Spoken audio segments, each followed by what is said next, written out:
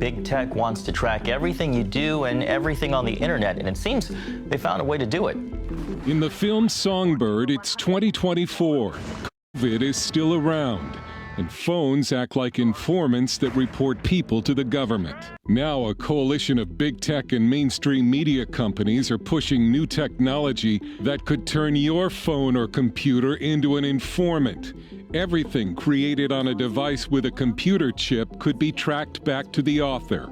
Everything. Every post, every photo, every video will have the creator's digital signature on it.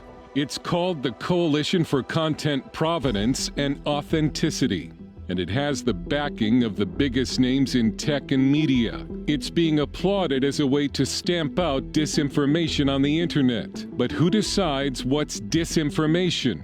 Big tech will decide and will have the tools to punish the person behind it. If there was any online privacy left, this new system being proposed would put an end to it.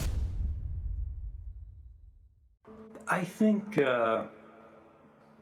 these companies, when they engage in a clandestine relationship with the government, when the government comes in and they say, look, we want you to provide a specific thing in a specific way, no one's going to know about it, it'll be classified, it's for national security purposes, or this, that, or the other. It's a limited time deal for a limited purpose. It sounds pretty good, and they go along with it. They never, I think, have a full understanding that that is the thin end of the wedge, right? That's the lowest bar. And the government is only going to ratchet up their access and the demands over time. As soon as they begin cooperating in part, they will ultimately end up cooperating in full, because the mere creation of the relationship, the creation of this system of providing information, was the original kind of sin.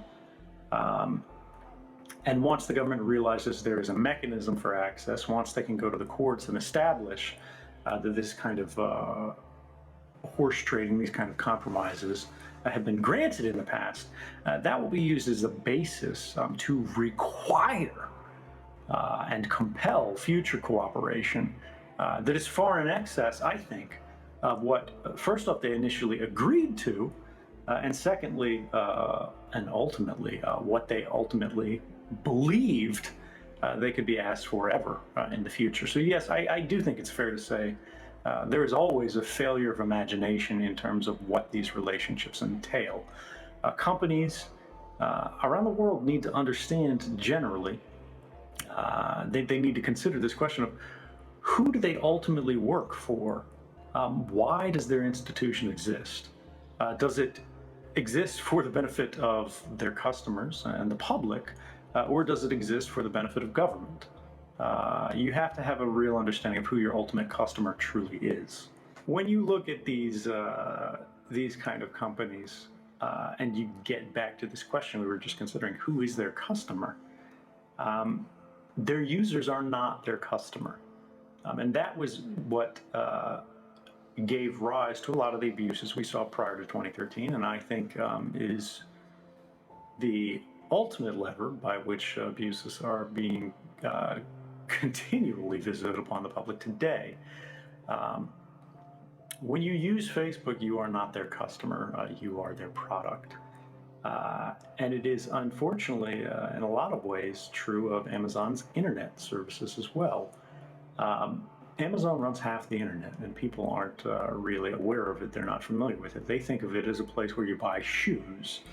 And it is that in one regard, but that's a very small fragment of their business. And in the past, for lack of a better term, we called it Amazon heroin, because you just kept going, and you had to get your next fix, your next check. But at the end of the day, you find out that this person who was seemingly benefiting you, making you feel good, was just ultimately going to be your downfall, end quote. So Mr. Bezos, this is one of your partners. Why on earth would they compare your company to a drug dealer? Sir, I have great respect for you in this committee, but I completely disagree with that characterization. And that digital portion of it gives them a greater and greater visibility over everybody's activities on the internet with each passing day.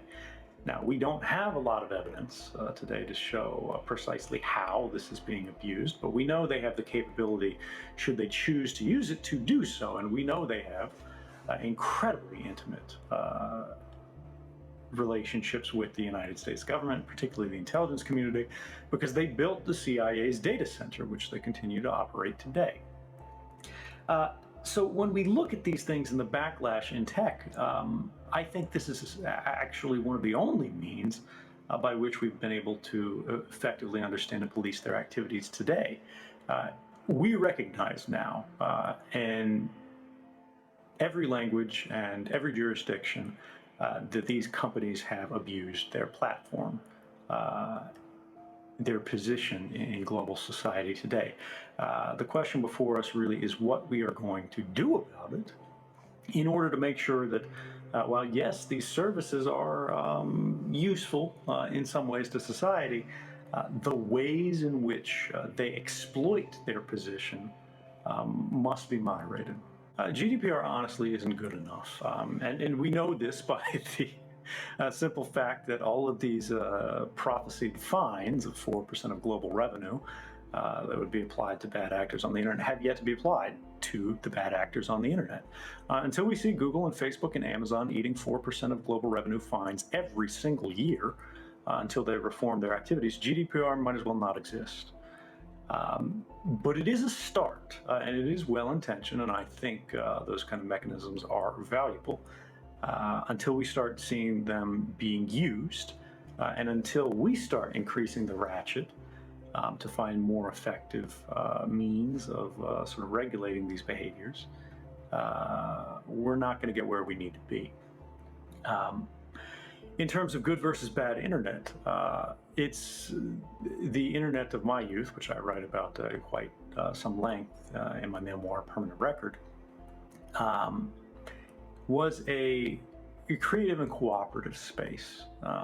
The commercialization of the internet was sort of a value-added part of it rather than the central purpose of it. Today, the internet has been transformed.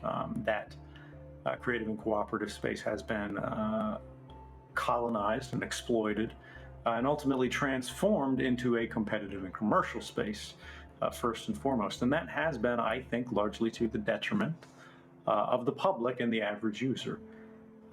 It is also, I think, in a large way responsible for the increasing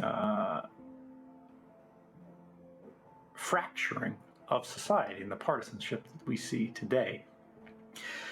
It is by perhaps restoring this balance of what the internet is best used for, by limiting the ways we can be exploited. And I think the way this is largely driven today is through data collection.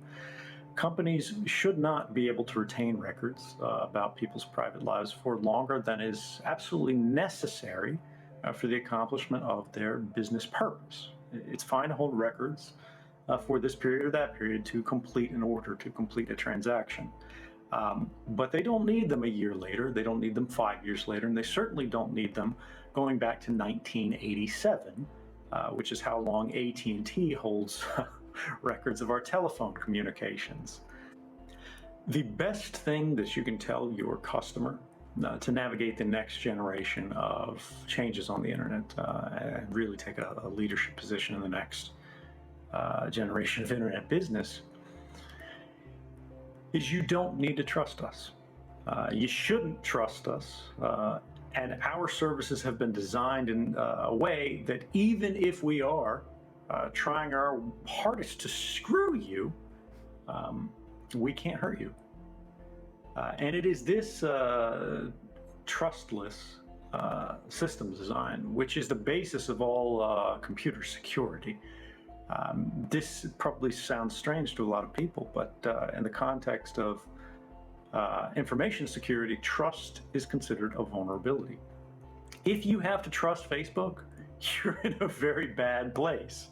If you have to trust Microsoft, you're in a very bad place. If you have to trust Apple, Google, you're in a bad place. The next generation of services and products that are going to outcompete everyone else are the ones that are designed in such a way that you do not trust the services that are intermediating your communications. You trust only the people that are the ends of those communications, your friends, your community, the people that you are actually trying to connect with. That is the future of communications, and that's the future of privacy.